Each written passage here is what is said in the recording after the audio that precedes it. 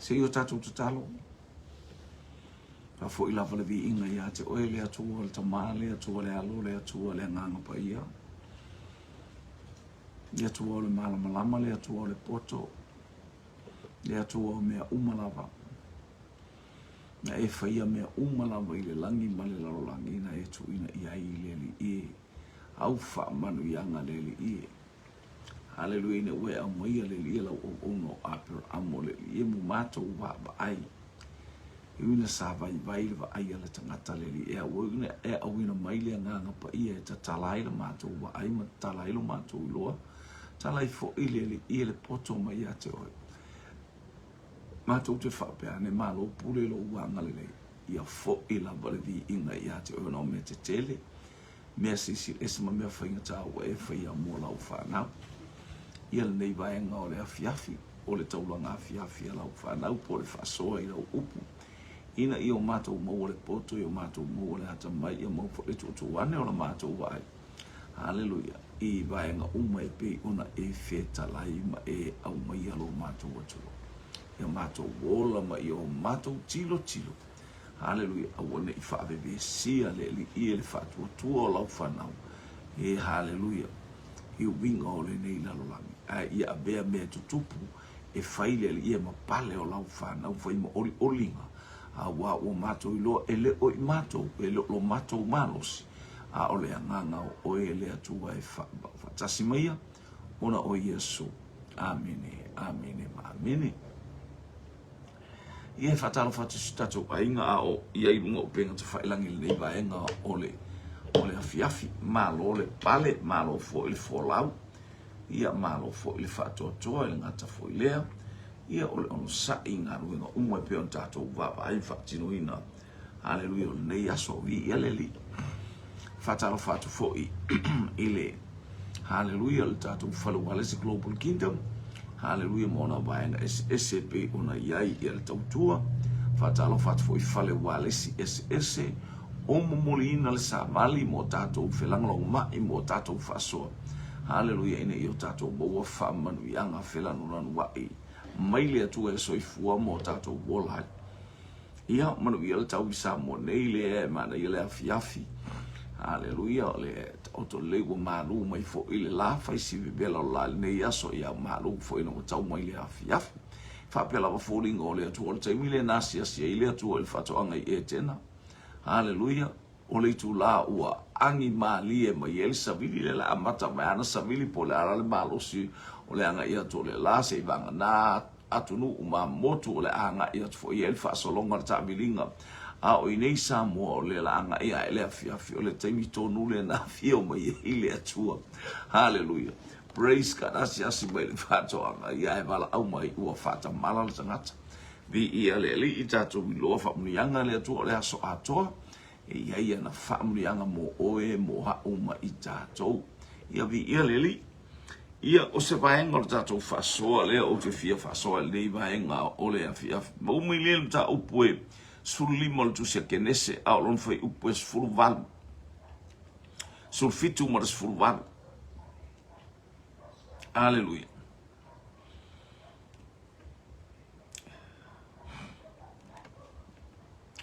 Wa o foi ina ngoto o le la. Ma ua pou liuli. Fa auto foi. O le o ngā umu ua lua e ai le asu. Ma le la mepa. Ua mu ai ua ui le vā o nā mea na vai luaina. Sfuma le valu. O le aso lava lea na osi ai le fea ngai ngā Yehova ma aper amo. Ua whapeane. Ua oufua ina mo lau whanau le nei lau ele a fua i le vaitafe o eikupito. E o atu i le vaitafe tele, le vaitafe o eufirate. Hello? Te ta ofi mai a ia le la vaita mo le sulfitu suluwana. Ua ofo i ina ngoto o le la. Ma ua pou liuli. Fauta fo i o le o ngā umu. Walua e ai le asu. Male la mepa. Ua ui le vao nā mea sa vaelua ina. o le aso lava lea na osi ai le whenga ngā Iova ma Abramo ua whapeane. Ua ofo wa i mo lau whanau le nei lau ele ele. E a fua i le vaitafe o aikupito e o atu i le vaitafe tele. O le vaitafe o e ufirate lea. I ele ali. O le whenga ngā lea tua. I le whanua. O le whenga ngā lea tua i le lau ele ele. I ele ali. Praise God. O lana whenga inga mua lea sa tala no ai. O le whanau te whaato o te leina lau whanau e pei o whetu o le langi. Hallelujah. E pei o whalonga whai pue lima lea. Waia au maia foi o ia i whafo mo whapeatu. Ina e vava aia e ia i le langi. Ma e whaitawina whetu. Pe a whai e mawhai ona e whaitawina. E whapeatu. Ia e whapeatu fo i a te ia. Wa ia whapeatu fo i a te ia. E whapea lava lau whanau. Le ua umana whailwhea ngai ngā lea tua ma le whanau a Israel.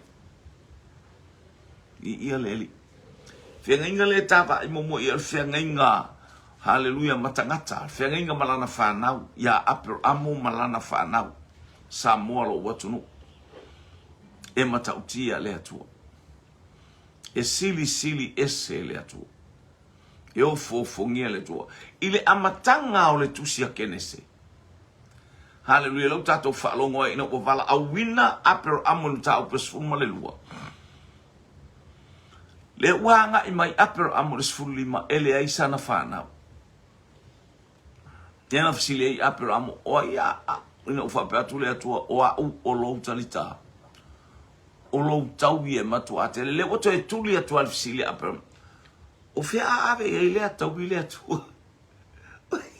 O ia fai mai e le tau i le isa whanau. Ameni. E se le mana ia o le mafofo apero. E le isa whanau. E fai mana ta mai titile no au mai ai tama se ko. Ia mea nei. Ai fa mai le atua le ai. E whanau mai a te oe. Le suli, o lou lava suli e whanau mai lau tino.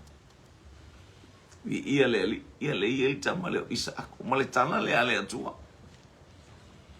Hallelujah. E pei o fetu o le langi. Le sau fai upu e lima. Le fai tau atua nei. Hallelujah. Sau fafo pero amo le afiafi le pe no fato le afiafi stai matango file pe nei afiafi atua ta pol kalame taulanga afiafi. Le taimi na fio mai le atua le fato angola o atamu. O fea o iei. Ia na le taimi na angi malu mai el savilo. Le taimi matango fio wa tau mai ua maua se toa fi ma li o lo mafufau sa iei tiu te mawhaiva mga luenga ia le wa e mapua e mai whapewhaftaita mai lo wa ao la veai whaftaita mai lo wa ao taitai whaftaita mai mea uma wa e whaia mua uma le ainga i le nei aso o tatu whaftailia whaftaita ma mo lo ua tunu o Samoa whaftaita ma mo e kalesia whaftai mo matai o le matou painga. Hallelujah, whaftai mo mato uso, whaftai i mea umana e saunia. Na ia mato whanau sa ia onga lewa umana whaile whenga ngā e uwinga i tangata. Saua li whafo, te tiro la, oa, whetu, o whetu. O le pō mata ngofie, ta atia whetu umai, au pō uli. Hallelujah. Toli e tatia ia leu runi seiva ia le tangata ma tatou wawaina o ma tatou maua le malosi o ina i tatou le afionga le atua ma ua whaamanatu ma whaamatala ma whaalawiloa ma au mai e le nganga pa ia. Ua te le se mea lofa ua au mai mo i tatou te tilo ai ilona pa ia malona malfa fo ia te ia le vi inga vi ia le li. Ele leile atua. Le wa mai le afia po a. Ai atua po ai va sole emmo mal mole fetu. Tauri ale po liuli le po. Te leva ai I fetu uma o le langi. Pete vai o le masina I ke le iloa ngala kapa ako le masinga ia e pupuni le masina ia le malam le masina malam ai lo ala se masina ai tu la i maina o fetu le po o le au po uli ale te va ai o fetu wari o fetu uma o le langi wari ai te lo fato ai lo o le fetu popula fato ai lo o le fetu sulu fato ai lo o le fetu haleluya mai le langi o le fetu ta i ala ma o le fetu ta i malanga o le fetu o folauma i te mi fainga ta le ata o le pongi sa Pauliuli e mo e fetu uba vi aleli hallelujah ele leile atua praise God umona fai fe ngainga le tangata le fa ale wo o mai o tatou tai ale wo o mai i nei tu aso o le lalo langi e uina tau fai mai a nganga fa sala vei ma le pongi sa aya e emo pea le whana wale atua, e whana nau pea. Tau whai te ngata i tono ai kupito e whasioti whana wale atua. Hallelujah, e whasioti le malosi o le aingo le atua. Aya. Watili ai ona tōtele. Tango la fionga le atua na tala noa i mai. Tala noa i apra, malena i atua e whaola ina i anoa. Noa, i a whana whanau. Ma ia unu ola i le lalolang. Wha maoni le atua. Ni ia le atua. Lea, wa anoa i so se tafa o le lalolangi wa emo mai ei fiatu ese. Le ai fo i la whainga tānei ma meo taua i au tātou wa aine ei. Te lewa ai atu, le atu nu umana lato o mai lunga o penga ta whailangi. Emo mai o lato o fetu ma whaali mai. Hallelujah, wa tātou ilo aile mata utia o le atua lea tātou te au na iai. Ele lei le atu. Hallelujah, praise God. Le tātou te whaasolo tua il whai mai o Yesu atu putaua. Ale wa tātou wa ai taua. O a mea uma. Hallelujah, o mea tutupu. Mafui e o longa o mea uma e whetawai. Hallelujah, praise God lo ainga. Uatili ai tato wa ai atu wa emo mai le fetu. Emo mai fetu o le lang. E ala i le whanau le atu. Whatau te leina mo o whatau no ina le atua. Mea uma. Tato wa ai te tonu i maloesi o mia Israelu ma malo le lang tau fai ta talo tangata umalanga la fionga le atua a o sefa manuia ia te oi Abraham e va manuia le mai le atua a o sena te fetu e fetu o se le alofa ia te oi Israelu ma le famuni e fetu uina le anu le atua la tato wa ai nu uia ya stato ai no le alo fa manu ia e pe on tato watu lata mai nei le taita ia na umane o ti fatasi taita e fast full valu male taita o le malo taita ese o Iran o ti fatasi le osfa inga hallelujah le asto na i po le so sapati nai le asto na i o la sata to o la sto na ina yo a o ti fatasia tangata e fast full valu au taita hallelujah a o se fetu a o se anga le anga a o se le whamanuia ia Israel e fetu uina le tangata la tato wa ai o mea mai le atua mea umalawa na fai le atua praise God hallelujah na fai ele atua e lua i tu ai ngā tangata le wa tato wa ai ele taimine. Tangata le leima, tangata le anga. Ioi, a fai ele anga, ele tau matea po ele tau te le wha matala inga le mea ele awa ile atua. Ele mi ngao ile atua. O isi tangata o whaafia po poto ma le whainga o lato manatu. Whainga o lato utala inga. Ma le whainga o lato winga. Ia lela use e ma le whenga inga le rona lua. Famai, o foi ina ngoto le la taimi le na fai e apro amole le taulanga. Facile Hallelujah. O te sau ile.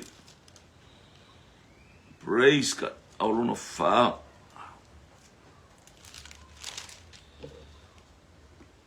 Lea, ona avane lea ia, o ia mea uma. Sau ilunga leiva. Ona whetalai mai lea o ia te au. O le mata pasulima whai upeiva. Au mai ia ia te au se povi whawhine e tolu ona tausanga. Ma se oti whawhine e tolu ona tausanga. Ma se mā moe poa ua tolu ona tausanga. Ma se manutangi, ma se tamailupe. O manu la popoa la na taive te ele e apero amo. Tatia mai whapea. Tatia mai whapea. Tatia mai whapea. Le povi, le oti, ma le mamoe. Aya, a o manu na o mai meo tamai manu, na tuk whatasi wapea. Tuk whatasi au wai. O le ato numera le atua o le fitu. Hallelujah. E fitu. Hallelujah. Praise God. O le ato le numera le atua le ala o saule le mata upules fuma le lima o no fai upu tato titilo ia. Pa mai le taimi hallelujah na fai le tau langa so mo feli le ia ne manu fe ai. Praise God. Hallelujah. Ona vanelea e ia o ia mea ua na taisi ina ila to matu fa sanga i taitasi le itu ma le tasi itu. O fele le i foi manu fe ai itino manu mamate. Ona tutuli lea e aper amo ya te ila to. Ua tali ngoto le la ona o ole ya aper amo le moe ngase fauta foi ole matau ole pouli uli tele ia le.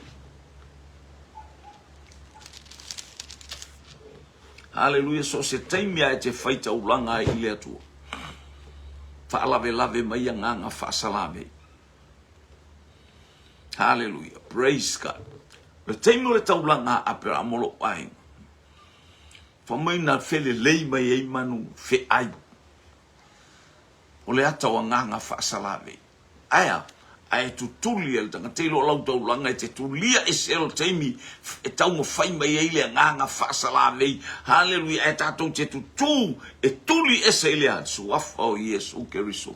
Male mana o le toto le tamai mamoe o Yesu Keriso. Sau wina mea uma tatou te iai.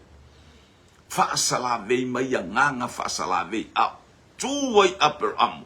Se ia oina ngoto le la o lava ina oti aper amu.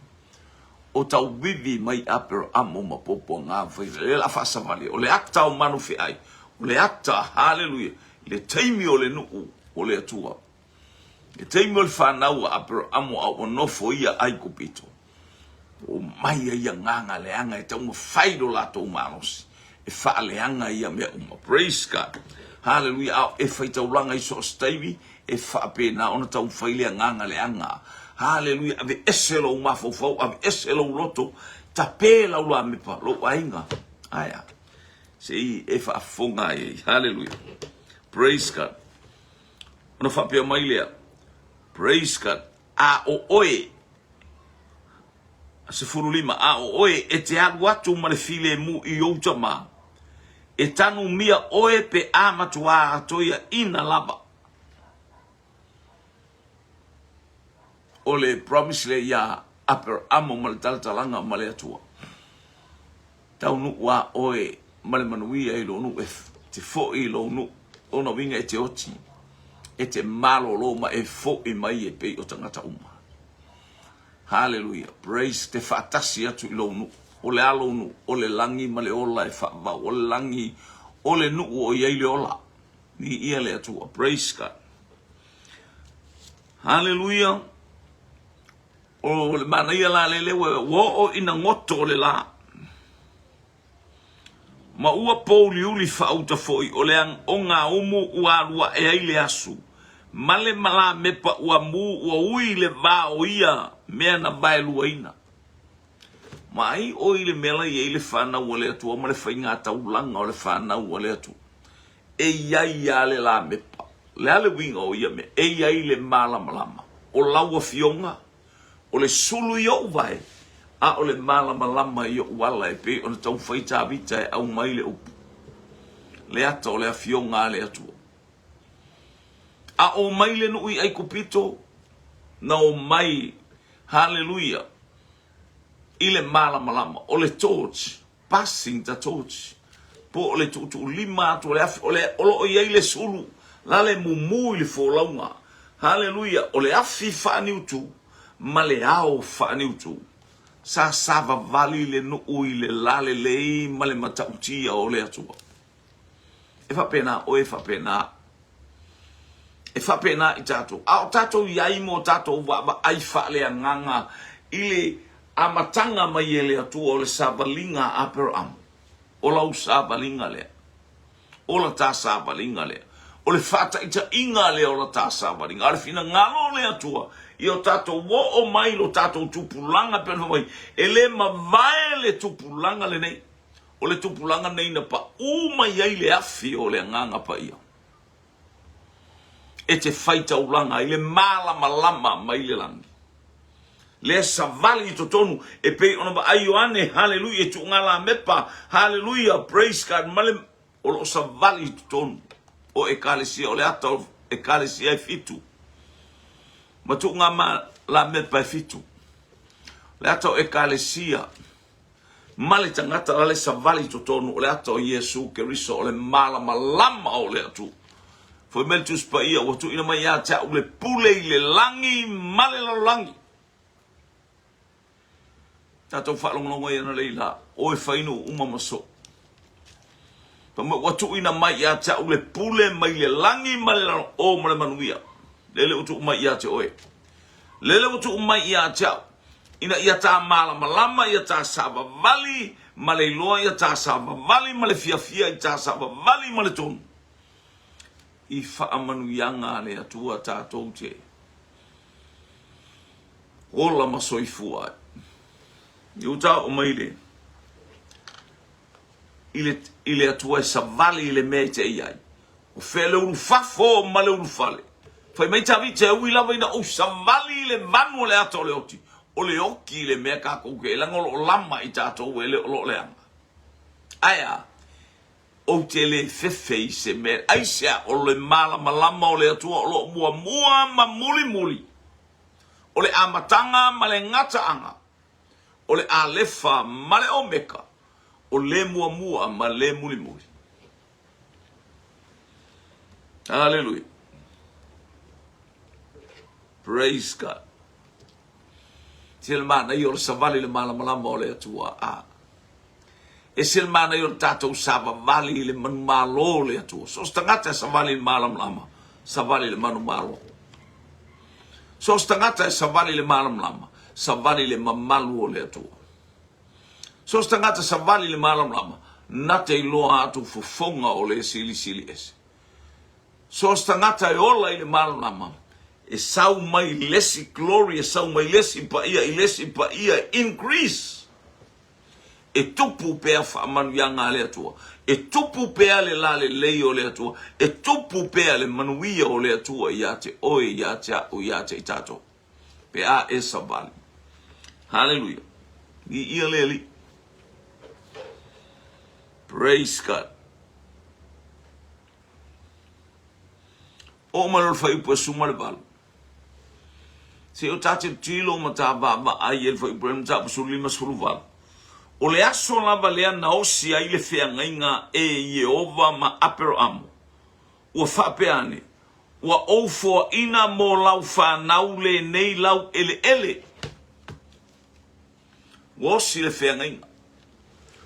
Umana whai taulanga apero amo. O leu tato o mai i le osi ngā whengainga mua o tangata. Ma ai fafo na pei o fetu. Fa'amaoni le atua. Fa'amaoni le atua. So se tafa ua alanga ina ile manu malo. O le atua o Abrahamo. O le atua o Isaako. O le atua o Iakopo. Mai le tafa i le atu le manu. I le aitu o le kelope. Ua alanga ina le vi inga o le atua. sili ese le atu. Le ua umale. Alanga ina e lana whanau. Pe ana ufai atu i ate o ina ua ave ele atua apera mo i whawhana ma ai ole pōlea, ole matua pongi sa ole pō. Lale winga ole pongi sa. Hallelujah, ele ise masina. A ua va ai apera amo i fetu uma ole langi. Whapena tātou. Amene. Amene. Te whafonga. Wa tei apero amo aka ele tutusa fetu ile taimi e oso ele masina. Male fetu ile taimi ele e pongi sa ile po. Ele aise masina. Ole pole na e te matua sila matilo tilo i fetu uma ole langi. Ole mole maulea. Ele langa e poloka i ele pupula oisi fetu ona ole masina. Malona malam. A wali ali fetu umalama ona ua pongi sa lo wainga. E whape nā le whaonga ina o e le atua. Taimi o fita uli, taimi pongi sa o lo langa e loa ai o oe o le fetu pupula. E loa ai o oe o le fetu, hallelujah, ta yala. E loai o oe o le fetu o lea taimi, ma lea taimi. E pupula lo fetu. Eisea, fato ai loa o oe o le tangata malosi, o oe o le malamalama o yate, oe le malamalama is not belongs to you. A o mea au mai e lea tua, e whauai o e whauaia. E ola, e yeile oli. E iei le paia, e iei le file mu. Ea. Ele o ina jato whapea e lea tua.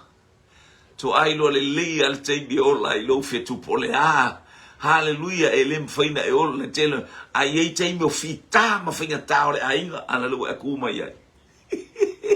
Lale wa sasau hatu sina u leo a whatauma. Aya, sole. Where from? It's all from God. O mea le tua. Hallelujah. Lili. Le fetu e le iloa oe. Aya. Wo oiti ngā. Wa ngalo atu. Aya. Alale wali hali mailo pupula. E ala i se upu e ta watu e le tua i ate oe. To tonu la ngā luenga e whapena. Tele tautela. Aya o istaimi ua tele. Hallelujah. Fita samaringa. E ato no lau pe kalesia.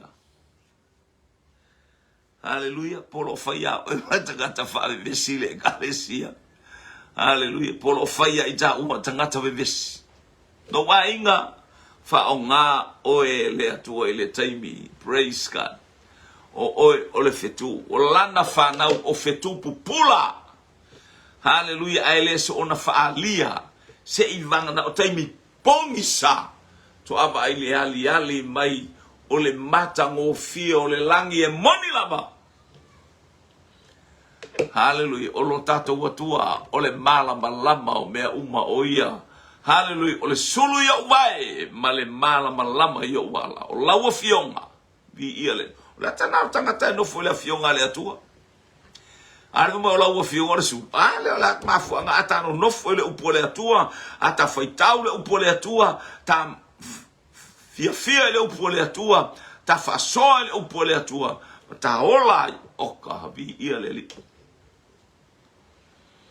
Fea ngainga e lua le ua o mai ai. E ua toi osi le la fea ngainga. Sau, ramo. Sau. E mataulia e le isa vali apera amo le mele. O mea uma by faith. Tau tala i le whatotua. Sau noa lo tato kutua i le whatotua. Mai le tua. O le aso lava lea na osi e le whenga i ngā Iova ma apero amo whapeane.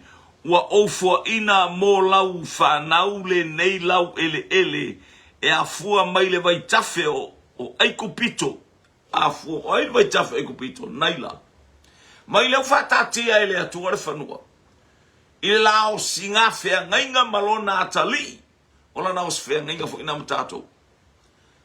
Hallelujah. Ta ofi le mewa au mai ele atua I lo lima ma lo lima.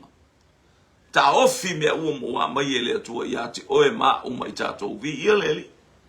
Ina io tato tutupu ma ola ai e wha manuia mai ele atua vi ia leli. Iwa fonga mai. Ole aso la malea. Na o sia ile whenga inga Iova ma Abrahamu whapeane ua ou fua ina mo lau whanau le nei lau ele a ele iai se whangau ele I whangau sala ele ia veng ele ia inkangaka ile o langa o Abrahamu. Hallelujah. Ua whapeane ua ou fua ina mo lau whanau le nei lau ele e a fua ile vaitafe o ai kupito e o atu ile vaitafe tele. O koseva lea. O ile vai tafetele le pa ile kaua le e fele lei mai ai le siku e fele lei mai ai le situ Iran o Persia nga so mai ma Iraq o Mesopotamia na le sa ia Babilonia praise God o nu atona o le kwa o le vai tafele o Eufirate le fa kwa sawa mai Asia iti meka o teki ile tuma isa oteki e saua ile le ala mai o le bailea saule tafe mai le tu isaute o Suria tafe mai Kolosi mai lea ne ala ile le polokalame le ale atua o le mea uma ai Eufirate hallelujah ile pito ilunga to the north in the north hallelujah onu uma ila loifu onu unao Israel o le tua oilna Horkua oinga, praise God. Bi ia leli. Saua e tau wifo ile tu I saute I aikupito. La e tau la noa la ele vai tafe o aikupito. La e tala no ile naila. O le mele a fua ina tafe atu le naila tafe le anga I ole. I Ethiopia, Ethiopia tafe atu anga ele sami toto. Por sami ula ula. Por sami mumu. O mea uma yen fa por kala mele atua. Le ai puni mai e tangata ia. Ma ai le leva na whai ngā upuia a le taimi, hallelujah, whato ata mo whai ia malo au whatasi e whatu e tau Israel o le malo o le tasi iwa whawan. Tasi iwa whawan. A leo tati atu I neile, tati atu I neile, le tau nuku mai o le tala lelei.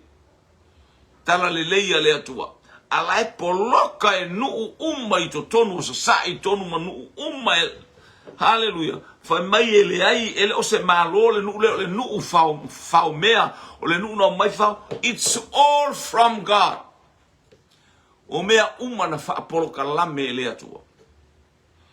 Aisia, se ia ma ai le lalolangi se iwa ai o tatou mata I le atua ma tautia, ma le atua sili ese, o lana pule mai le vavau e o I le whaavavau. E mai le tasi tulu inga, e pau mai le tasi tulu inga, I le oso ane o le lama lona ngoto ifo. E vi I ai lona suafa. Amene. Ole ele, wale kon fatatia. Ya o tatou wa aila leo tingata ngata le yene. A nga ele mele ile vatele atu fo ile o mai Hamas. O tangata fatu pufa lave. Hallelujah. O tangata lato te tamu fai mai e ka lepe Israel ma Samoa lo watunu. Wa umana tusi mai le tusi pa yo umana feta lai mai le ali. O Jerusalema masiona. Ole a ai ua tuu ai lo suafa. Suafa ole atua. E fai ma ai e tuu ai lo suafa. A fai o iei le ingoa ole atua. Ma suafa ole atua. O ai se fatau te. O tato ilo uma. Ai mai se le whaftai ile atua ona o Samoa. Whaftai ile atua ona o Samoa lo utofi ma lo uatunu. O le tulu inga o le lalolangi. A o le tala tus pa ia. E tala ina le nei tala le se ia o i tulu inga o le laulangi. O na o mai leo le unga o mea. Hallelujah. O na o mai leo le unga. Praise God. Ia lofa mai tato o lua afe, o ono afe, o umale. O lela wa tauna. Ele iyo o mai se ono afe. O le tala lea faa le lalolangi nei war tato ka lena. A matatu ya Januari ayo o ia Desemba. O le ka lena le nu o le atua. E a mata ya a pipa po o Nisani. E a mata i sfurulima o mate o sfurulima o aperila. O le masina mua le na ya. Nea e faielta le tato te ia i le asomali. Le tato te vai fetongi ia i masina ia e lua le asomali. Ulango le amatanga lea. Hallelujah. O le whaoratanga lea tua. Mō lana whanau. Mai fea. Mai masina ia. Na whai aile pōkalame i to tonu. Hallelujah. O le fo'i mai o le nuu. Hallelujah. Mwhaitala le nuu. Hallelujah. Male atua e ala ia mose lana au auna. Lea. Whai le masina lea ma masina mua re tausanga. Ili se masinga mua se kausanga se yanguani. O masinga ia alo malefia au mai ia alo la kufafia poko mar fafia kamai. Hallelujah. O le akta o Papelonia. E iai Roma. Atala noa ia Papelonia penta noa tus faalinga fa mo pa u Papelonia le aitele speaking to Rome. Hallelujah, to Italy, Rome. Le kungu a mio le anga. Ia le ali. Hallelujah. Bo umana tatia ele atua. Aba aila ia. A lele hai pisa.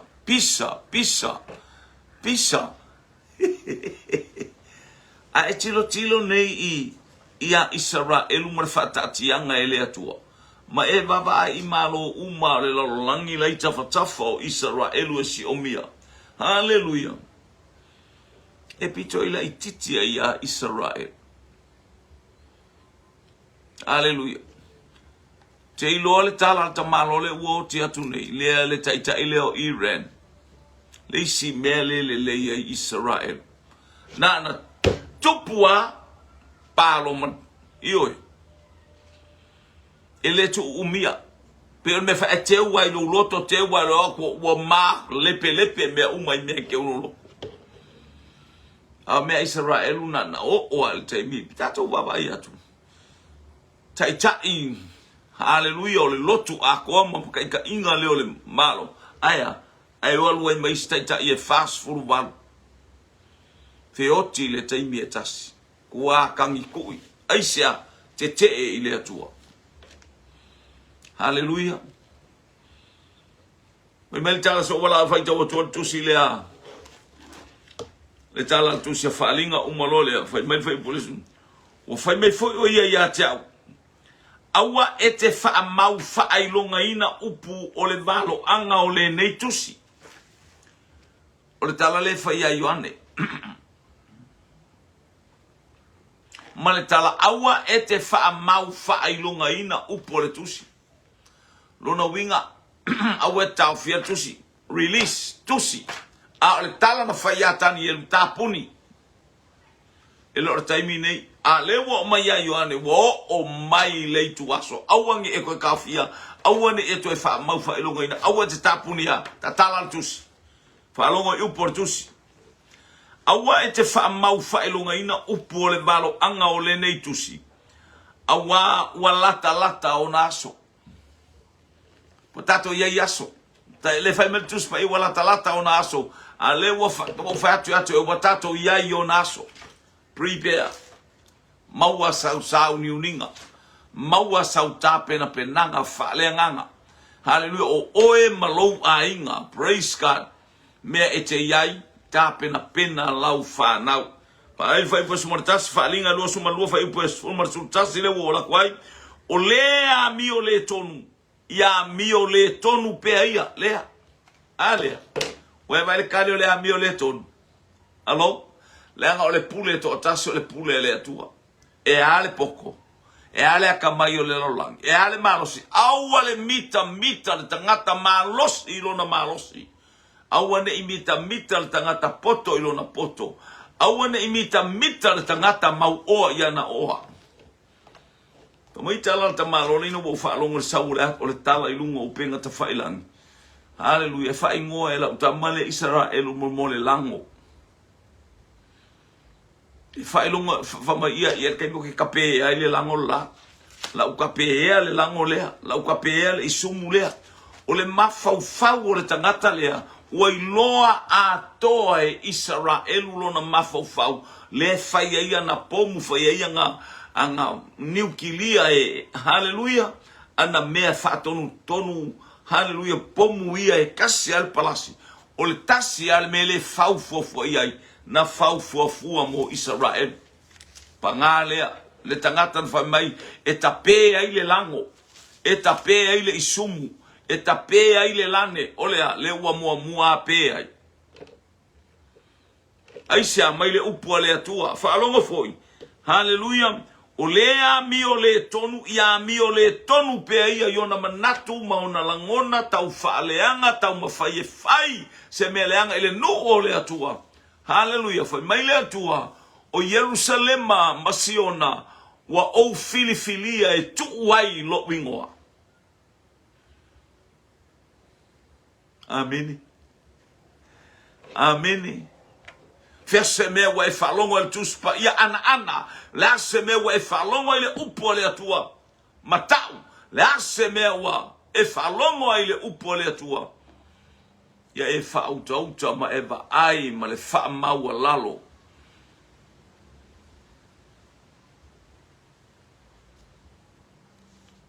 Ioi, tu whalongo, le tala le no wa ia inungole.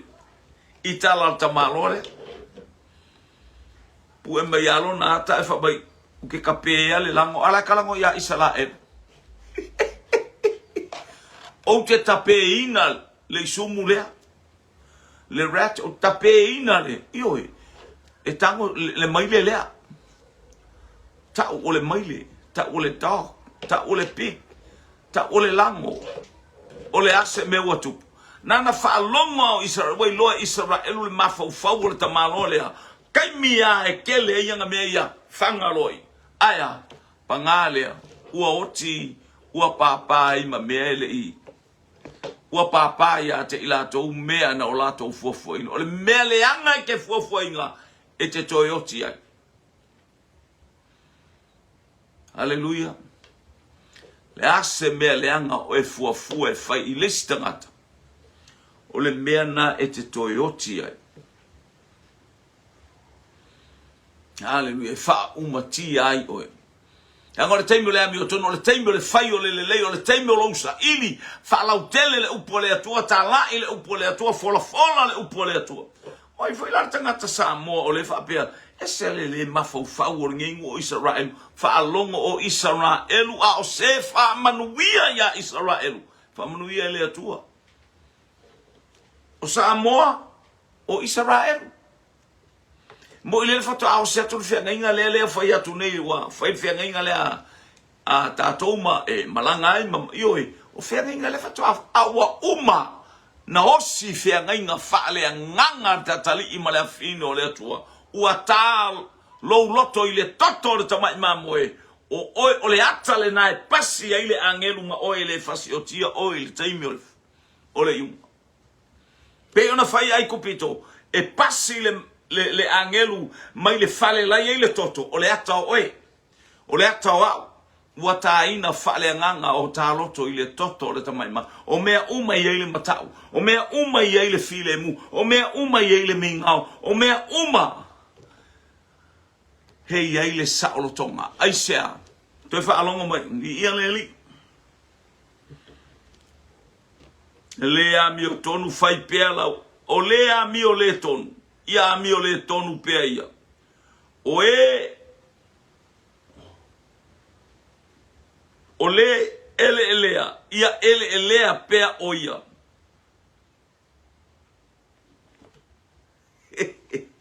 O le ele elea.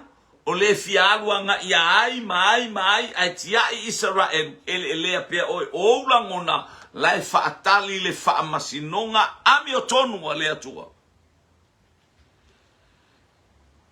lai faatali le faamasinonga ami o tonu le atua male lepa o le afi e fa umatia ai haleluia male tala tuspa ia ele mate o lato wilo I tangata nei ele mate o lato petongia I to tonu le afi eva aia kwa saule ilo le fa mawalunga saule ilo le fiasili akusi mai ale ngore fiasili ele pe o ilo ngai ka mai me va pe ala titi lo lima ile ilo mo me o mepengi afako ya na pe ni fa pula te le o ilo e tusi mai ya le ngore fa mawalunga io ele mate o lato wilo o le oi male bala au pero amo malie tuli antu la salo se ta watu ya uso awale ui mai nei o le bala au mai se oli e faola ina ioe le bala au tangata na bala au mai se oli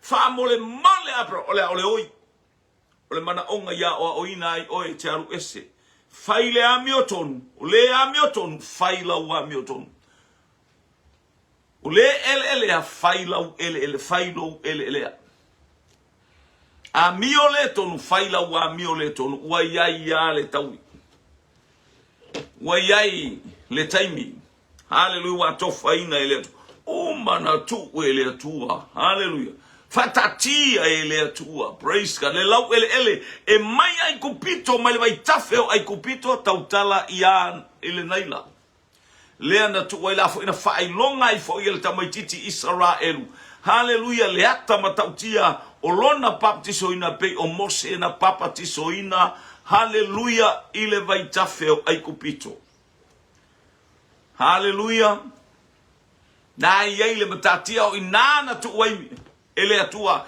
se I fai lola na fea ngainga na papatiso ai lo natali o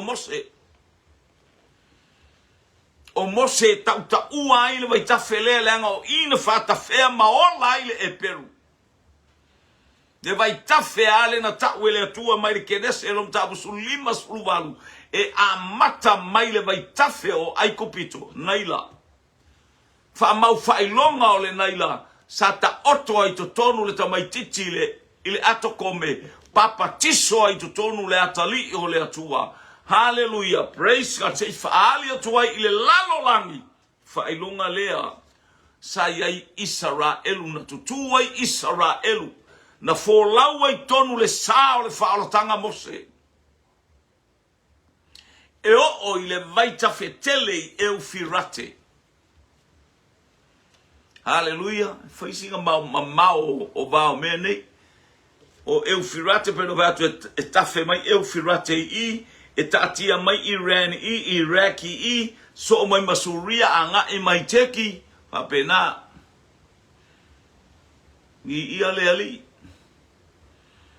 E matautia le tu le iai se fanau apero amo ile ataimi le ata le le iai o so langona le iai so manatu hallelujah o tama mea oe hallelujah ele ai se mea sayate oe aya ua fai loa ile nei taimi matai uma lo so I ua malo wola ina wa ta fai tau le tu spaia le fea inga na osi fanau wa na osi tangata lele wa au mai tangata hallelujah e pei o fetua le langi le totele mai le tafa I sa I sifo I matu I saute ne ai se mea pei o le tala ia Nebukanesa taia ele maa le tupua nuti lili le tupua hallelujah praise God au le maa na taia ai fa mai wa fai ma tele wa tumu le laulangi in the name of Jesus and the working of Holy Spirit le ngalu wenga fatino le nganga pa ia e tala talaina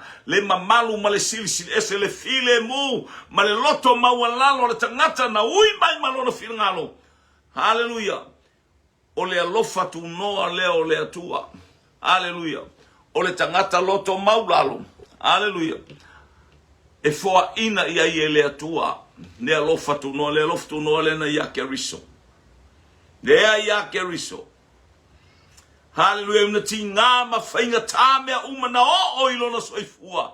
Haleluya lona toi taimi. Haleluya o mawala na manama na fa pe ma yai lo tama fa manga lo atu. Ele imala malamba kanga kaya e titil taimi lo so tala ya malia tama fa mangalo uma ilo unu. Yo mangalo. Lai laki ai tato ia lato a tato ele to e maua o il mele. Lo wa mio leanga ma lo wa mio leanga tato wa mio fa salapa ele ko e maua o fa mangalo atu ele ko e mangalo oi. Le ko ma wai leanga wa fio mai leanga pa ia musu fa matala haleluya mele lei. Aona e soifu e aona o wolai. Haleluya pe o me lo fa ia utaya. Haleluya. O utaya le no tau. Ale tato wa ino mai a tau mo le no le forfolang. O le ata na ta sa valingo ta o tangata tau mai le tua. Haleluya la tau fa le tino Israel ale tate tau fa le nganga wa o ina ita wa tate tau fa le ngata lepe ngal wenga fili malti Apollo isos mea o anga mai ai. To tonu o lau whanau, to tonu o lau ainga, to tonu o lau nu, to tonu o le malo. Haleluya. Ai hale e kalesia le atu. Taua whaale nganga. A upenga o tatou nei taua e le whaale tino e whaale nganga. Tatou tele o tau matangata. O le mena te whaatu i tate tau a o li ma whai pule o le pouli uli. Ni ana tau ma le nu o le ata o le taua le nu o le atua le nu o e tafeli suasusu ma le melia o mai le nu tau ma. Manu uma sa yai, sa heti, sa yepses, sa kerise, o ainu e tele sa yai na fitu, makana na. Haleluya. Na tau, o le ata, o le tuli ese o nganga leanga. E tele tulia ese loa, e faya ino, lo la te ilo leanga, e te solia yo vae. Haleluya. O le ata o le nu tau, lala e tau wa Israel, na ia nganga fasala veile fasanga tu ya Israel. A o tatou, le tatou te tau fa le nganga tatou te le tau fa le tino. Haleluya. Ia le ali. Le fanua o fola. Uma na fai le fea ngainga. Haleluya ma le tangata. Dele o fai le fea ngainga. Haleluya. Ma fanua, ma le fontei lo e lo fanua le langi ma le ola e fa babau. O le taua lena e te taua. Haleluya. E mau atu ai lalo nei lo taunu unga. I le langi ma le ola e whabau. E loa oe o le atali o le atua. E loa oe le afine ma le. I kili whape whalia lia vale. Ma lo vale ma kaku pape whale. O le whaifi aule la mako. O le whaifi aule lea. O le no. We are to humble ourselves before God. Humble ourselves. Fai oe. Fai oe. Haleluya, mo famurianga I sostaimi o lo ainga sostaimi. Haleluya, me uma tatato wa iPhone tato malo nei vai tau. Bi yeleli. La e fetau ya me la tutu aya. Ese ale me la e fatino le malo. Haleluya. Tau tato lo ai fetau wa ainga fetau wa nu fetau wa malo. La ngai do le. Fa la lo ma fo fa. Ioi, ale ala me fai o le tangata tau fa le nganga. Tatalo mo lo malo, tatalo mo lo watunu, tatalo mo tato taitai, tatalo mo tato wainga, tatalo mo ekalesia. Hallelujah. Hallelujah. Praise God. Ina ia, o me la tu I tonu le malo, ele ia se me la kako so e vale ai fu kako so nga faia tato tala so na faio tato langona, ta uma ele tato fa valea. Ta umai ai, haleluya, upu tatou te tau tala, tatou te oa I le afi. A fo ile wo uto e tau o upu ar ta maloa le o ko mengi epo ia tau tala ai ta maloa le Iran. Ua to e o ia te, nei loa loa le ta maloa le wonga whaia mea ke me o pomu iang whai mai le kau whai mea maloa ku unga mea, ai whaia mea ka maloa. Ai te ua watu le tala muni ta maloa. Ia pe asu ia le page le ha, ia ke loa. O le ata no titiro ia uitala tangata le tala noa. Haleluya nga ia Israel. O le lango, o le maile. He's a dog. He's a flies. Haleluya. Ioi, lela kape, lela ula kwe kape. Ai vai na uma vai ele tu ua Israelu se teimi mapuna. Na uma wana tala, lele maima, male po muoki. Awane imanatu tangata fa mawalunga ilona mawalunga. Aya, mita Israelu ele atua. Tau pea Israelu la tovia. Hallelujah. Ole nu no maya o tau pea ato ale mele tau momoni maya te tato o tangata ole nganga. E tala ina le nei tala le yo I tulu inga ole laulangi. O kulu inga laulangi. Samoa.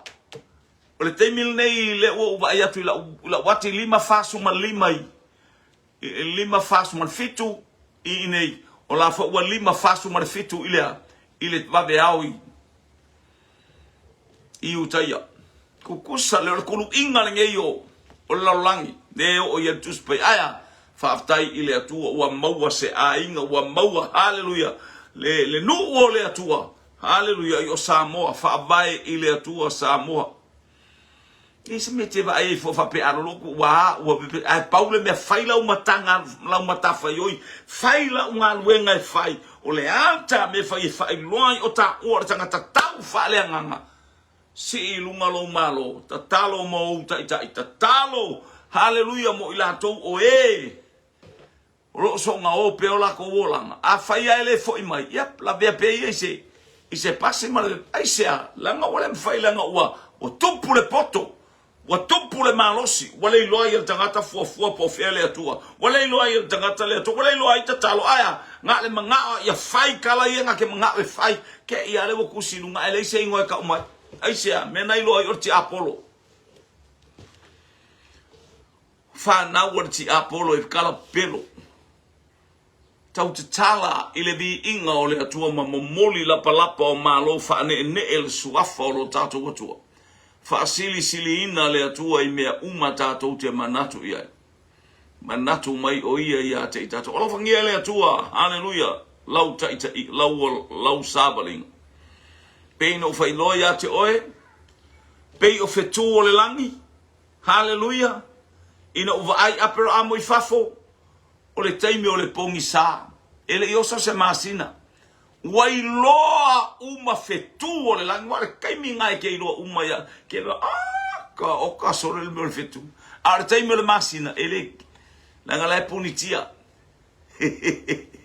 hape nga oi e te lolo wo langa fale nga praise God fako ai loa le matautia o fa morianga le atua ya te oi ina ua eva ai le Pauli ulio me tu tupu I tonu le ainga tu tupu I tonu le whanau tu tupu I tonu la ungalu wenga le ngalu wenga le atua aya ala le se e mai ia le sa la kali le atua so ala le mumu mai ia si au fa malosi nga vai a kwa fa vai fiau fa ka ia kwa ia ke oe ya ke le uso fa time mo le upu wow fia loko le upu si uso aya o le fetu e kuele ango ia a si au tama I fa malo silanga oe hallelujah o le leo le atua o le si ufofonga oe o le atua mailana upu le wa e moli o ha fainga ta o ha fita hallelujah praise God e lo le leia fetu